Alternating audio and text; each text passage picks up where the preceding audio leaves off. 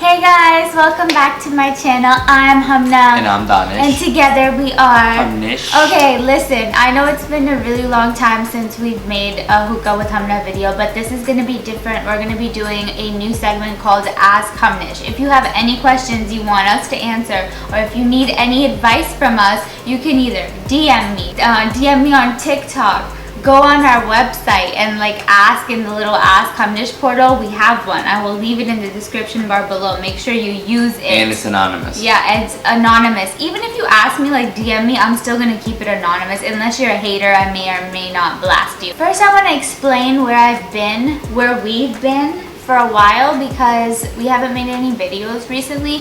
First of all, if you guys are following me on Instagram, you probably already know, but if you don't, then follow me, because that's where I give you guys updates on what's going on. I've been really busy. I've been struggling with my health. We've just been really busy with work and stuff, so that's why I wasn't able to make any videos. But now, hopefully, now that summer's here, I'm gonna get back on track. So if you also have any specific topics you want us to cover, also let me know. Disclaimer, most of the Ask Humnish questions are relationship advice questions.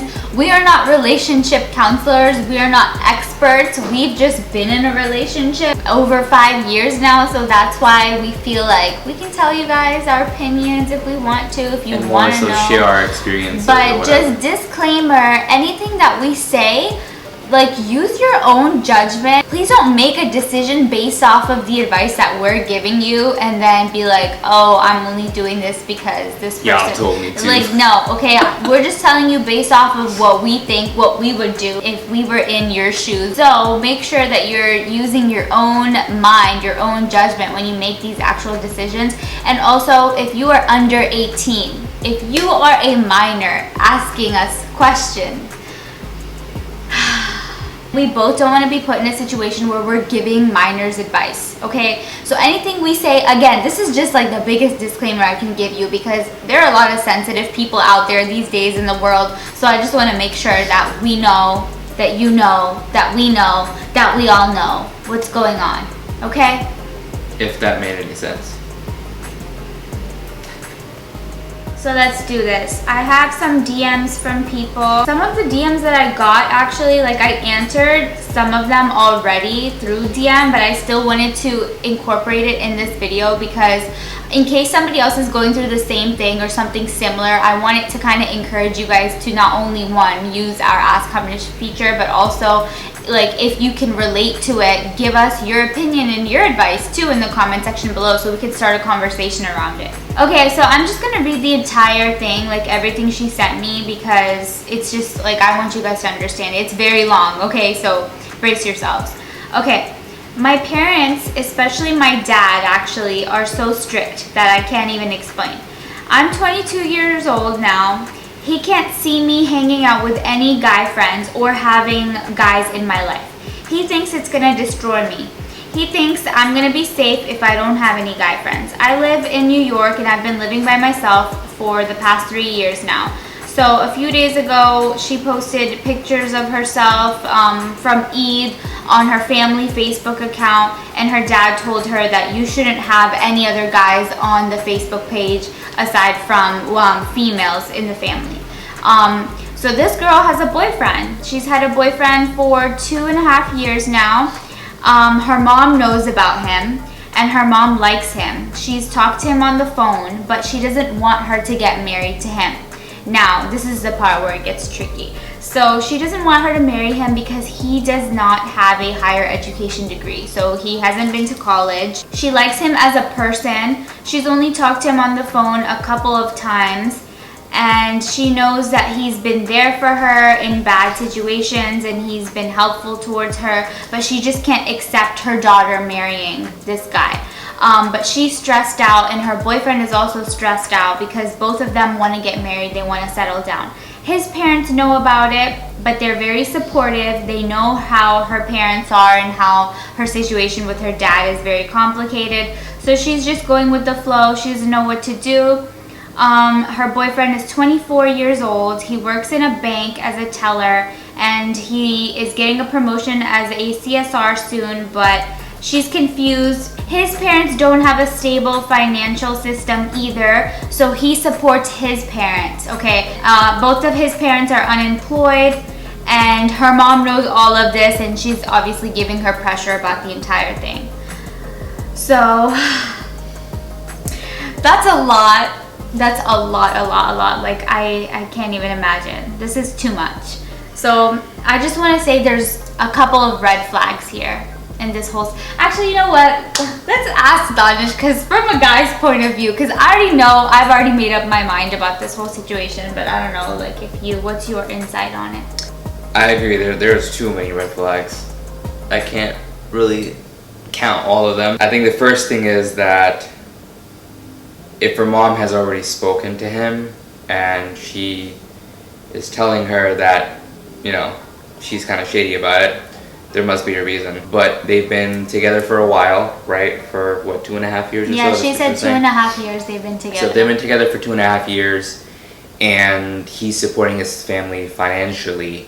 Then that's red flag number one. Okay, no, but I don't think that's a red flag that he's supporting his family financially. I think it's a red flag that he's supporting them financially when he himself is not financially stable. That's what I was gonna say. Yeah, like no, but like him supporting them isn't. I don't like. I mean, personally, I don't think it's a big deal. Right, but that's what it gets down to. Yeah. If you're not able to support yourself, then and your main goal is obviously to support your parents, then how are you supposed to support a third person coming into the picture? Right. And I think that obviously will complicate things in the future. Once you get married, when it comes down to support, your wife comes first. I don't care what you guys think. I don't care what anybody told you. Like, I'm not saying don't take care of your parents. I'm saying that your wife and your family, once you get married, they come first, because your wife is not your blood. She is somebody that you chose to marry. So you are responsible for your wife. So that's a huge red flag, that not only is he not stable, but the fact that both of his parents are unemployed and he continues to support them. How is he gonna be able to maintain all of the responsibilities that he has? Meaning his wife, himself, his parents, when he can't support himself. Do you think that it's even important about her mom, the girl's mom and dad, not supporting her wanting to get married? Because I personally think that part is honestly a non-factor. Like, it's a huge deal in Desi culture, but like ultimately it's up to you, right? You're the one who's going to be marrying the person. If your parents don't agree with it and they don't support it, then there's only so much you can say and do. At the end of the day, you know if you want to be with the person or not, and if that person is worth you fighting for. So then you do it. Yeah, then you do it. Simple like as that. don't wait for that approval from your parents. I mean, if approval means a lot to you, then of course consider it. But I feel like, would you really give up someone you love and someone you really want to be with just because your mommy said no? Like, that's just how I see it. Yeah, but at the same time, like, I feel like in this scenario, her mom is telling her she doesn't want her to marry him because of the situation. Like, he's not as educated, he can't support himself. Like, these are just her, I feel like the red flags that she has are the same that we're talking about. The best option, I mean, would be to talk about, you know, your goals at this point, because I know she says that at the end, that, you know, she's unsure of how the future is going to be, right? Yeah. So I think that has to be brought to the table, that, okay, what do you guys plan? Yeah. What's the plan for the future? Because if the future is not in play here, and that's one thing you're doubtful for, you know, it's going to be a problem. Personally, if I was in my 20s looking to get married to a guy who was still financially supporting his parents, I wouldn't do it. That's my own personal opinion. I just wouldn't do it. Because, like, your 20s, that's your youth. That's supposed to be like when you're out traveling, doing things together. And how are you going to do that if, you know, if one of you has additional responsibilities outside of just you two being married? That's going to be a whole different headache you would have to deal with, and you might not realize it now, especially if you're in love and you're in that honeymoon phase. You don't see these problems until you actually are living with the person, married to them. You're like, damn, like, I should have reconsidered this. I should have thought about these things before, or at least talked about them before. And just be like, make sure you're on the same page. Ask him what his expectations are. Ask him what his 5-year goals are. Like, what does he have in mind? Especially because he doesn't have a higher education degree, which, by the way, you know what? I don't think that's a big deal, honestly. In today's day and age, there are so many people who are able to become successful without a higher education degree. Being educated makes you have a broad perspective and an open mind, something that you can't just learn randomly. I mean, you guys might not agree with that. If you don't, let me know, because I've never actually heard someone who thinks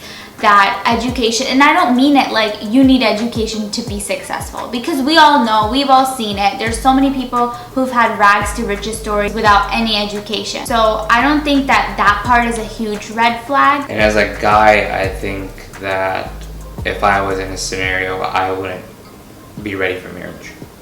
Because if, you know, as a man, taking on responsibilities is, I mean, or as an adult, just generally, man or woman, taking on extra responsibilities becomes stressful, right? And if you're not ready to do it, then don't do it. If you're not ready for that stress, don't do it, because that's gonna not only affect your relationship with your wife, but then also your parents too, because you're supporting two separate sides at this point. Yeah. And then that's gonna become a side thing, and whose side are you on and all that, and yeah, it's not worth it. It'll really be a is not worth it. competition thing. Yeah. I mean, we don't know what his parents are like, but generally in like Desi communities and Desi culture, if the son is not only supporting like the parents and the wife, then it becomes like a battle. Like, oh, how much money are you giving to them? How much money are you giving to your wife? Like that sort of thing, you know? Yeah. But yeah, you should definitely talk about these things with the guy. I personally, my opinion would be, girl, I don't think it's worth it. What about you? I would say the same thing. I think you guys should talk about your goals first, and if your goals don't align, yeah, that's all I'm gonna say. But you know what's best for you. Again, Yeah. back We're to not the telling you what to do. disclaimer. Yeah, We're just telling you our opinion. our opinion. That's all. Okay, so let me give you the next scenario. Okay, so there's this girl who messaged me, and she said that she's dating a Pakistani boy, but the issue is that she's Guyanese and she's also Hindu. So the guy's Muslim. So she was asking about how that would work, and with the religion and the wedding and stuff like that. But all I told her was that, you know, you just need to make sure that you both are on the same page. I always give that advice to everyone who ever asks me for relationship stuff, because that's the most important thing, honestly. If you're not on the same page, then all of these questions, like if you feel the need to go and ask someone online for relationship advice, it means you're not on the same page with your partner, and that's really who you should be having these conversations with in the first place. So whenever people ask me questions, that's literally the first thing I always say is, well, I think you both should just make sure that you're on the same page, because literally that's more than half of your problem is your lack of communication. And if you openly communicated your problems and your concerns with each other, you wouldn't have these issues to begin with, and you wouldn't have these doubts either, because your reassurance would come from your partner. She actually asked me, how do you know if he's the one? Now this, and how do you know if she's the one? So you know what, I get this question a lot, and I have answered it on my TikTok recently, but I'm just gonna answer it here. You don't know if he's the one. You'll never know if he's the one, but I feel like you will feel it. Your gut will tell you that he's the one that you should be fighting for, or he's the one that you want to go home to every single day, and he's the one that you want to share the good and bad with. You will know that. You don't need to question it. Like, you will automatically know when that person is the one. If you're questioning it, then he might not be the one. Yeah. Or she might not be the one. I think that if you're not questioning it, then automatically that's it. Okay, so then I got this message on my TikTok, and I also answered this in a video, but I didn't answer it with you, so let's do that. It was about her boyfriend's family. So her boyfriend's sister is always snitching and ruining their plans, and his parents are always telling him what to do, where he can and can't go. So she was asking, at what age should guys stop seeking permission, or under what circumstances? And she specified that most of my videos are like marriage advice, so that's why she was asking, like, So your videos are mostly about marriage and I'm only dating him. So what is your opinion, or what do you think about that? And first of all, I told her the same thing. If you're a minor, don't listen to anything I'm saying. Like, just don't worry about any of this relationship shit if you're a minor and you have other things to worry about, not this. Once you're no longer a minor, you really shouldn't be feeling the need to always like ask your parents what they think about what you're doing. Like, if you're no longer a minor and you're coming to the point where you're ready to get married and you're trying to find someone, you're obviously dating for some kind of end goal, right? If you believe in marriage, you're dating for an end goal. If you don't believe in marriage, then by all means date. But I feel like if you are in the dating phase, at some point you're gonna get to a point where you're gonna be like, okay, what's the next step? If you're in that early stage of dating, of course these things are gonna happen. You're gonna go through a lot of drama. We did the same thing. We had the same freaking issue. And there's not a single person who's brown that I know who hasn't dealt with drama while dating in some shape or form, whether through friends, through family, like,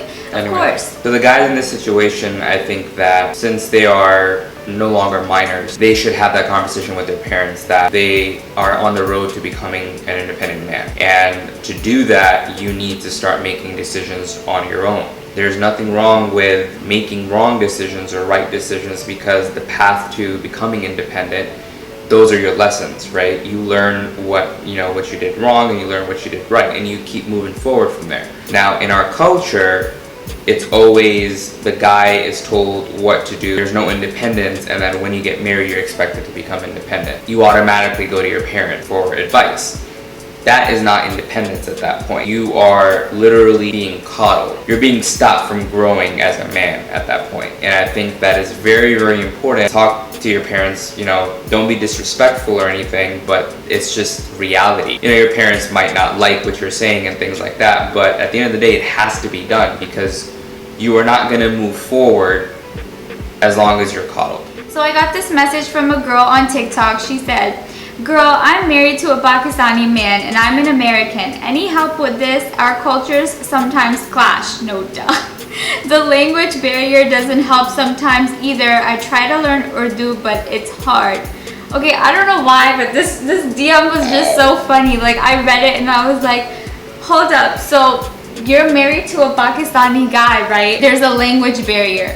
How did you marry him? How did you communicate? I don't think she's talking about her husband. But she didn't specify. Yeah, I don't think. She literally said. Yeah, I don't think she's talking about her husband. I think she's talking about her family. Because why would she? I mean, it could go both ways. It could really go both ways. I feel like you might be right. No, I think that she's talking about her in-laws. Yeah. I don't. Come on now, language barrier more, so there's no way they got married without like, come on now, that's just. I don't know, but if they did, that would be so funny. Like, yeah, how would you funny, communicate? but there's no way. Yeah, okay. So I guess you're right. So I'm gonna assume that it's the in-laws we're talking about. So her in-laws, there's a language barrier, obviously, because he's Pakistani and she's American. First of all, keep learning Urdu, girl, because you really need to. You really need to. They're not going to meet you halfway. Knowing Desi people, they're not ready to learn nothing new. No, it's going to be on you. Learn how to make some kind of Desi food, because Desi guys are a way to a Desi guy's heart, and to like through his soul, through his family, is through food. So learn how to make like good Desi food. And Rosetta Stone that shit. Yeah. What else? I don't know what to tell you. Like, this is honestly. I really don't have. I don't have any more. I don't have any more to say. Sorry. I know it's possible. I know people do that, but so rarely you hear about it, like being an American girl and a Desi guy. Usually you hear the other way around. Like, at least where we're from, like in our community, I've seen more Desi girls marrying outside of the Desi clan, the Desi culture, but I don't see it so often in guys. And I that's feel impressive. That's actually pretty impressive. Desi guys are like moving backwards, and like Desi girls. That's impressive. Girls don't want to marry Desi guys anymore because y'all are on some shit. Like, it's as simple as that. Y'all are seriously on some shit. So nobody wants to marry Desi guys anymore. You need to step your game up. And for this to even happen, it's a miracle. And actually, you know what? I don't want to say it, but there might be a reason that he married an American girl and not a Desi girl to begin with too. Possible. But we don't know that. no, it's none of my business. Yep. Good tea. The last question is about us, and the question is, what is the best thing about being married? Having a best friend and literally... Why are you answering me like it's a test question? At the same time, girl. It's past my bedtime, so I'm Can you ask me again? What is the best thing about being married? Okay, the best thing... the best thing about being married is having a best buddy, nap time, and cuddles. That's the best thing about being married. I think the best thing about being married is you have a best friend, but also that you grow together. If you're not growing together, it's really hard to meet halfway. Once you're growing together, you're able to, you know, compromise certain things, understand. I don't know where I'm going with this. Why you gotta bring up compromise when somebody asks what's the best thing about being married? I don't know where I was going with that. I just started saying words. It wasn't even making sense. Okay. Do it again. Do it again. So, sorry about that. The best thing about being married is you get to marry your best friend and you get to grow together. And I think there's nothing better than growing together because you see each other grow and grow in happiness in all kinds of sorts of things. And I think as a spouse, that's something that you should be proud of. So that wraps it up for this Ask Humnish segment, our very first. Make sure you guys continue asking me questions, DM me, ask me on Ask Humnish. Okay, so it's humnish.com/askhumnish. I'll put it here, right here. Somewhere. Make sure you like and subscribe, and we will see you next time. Bye. Bye.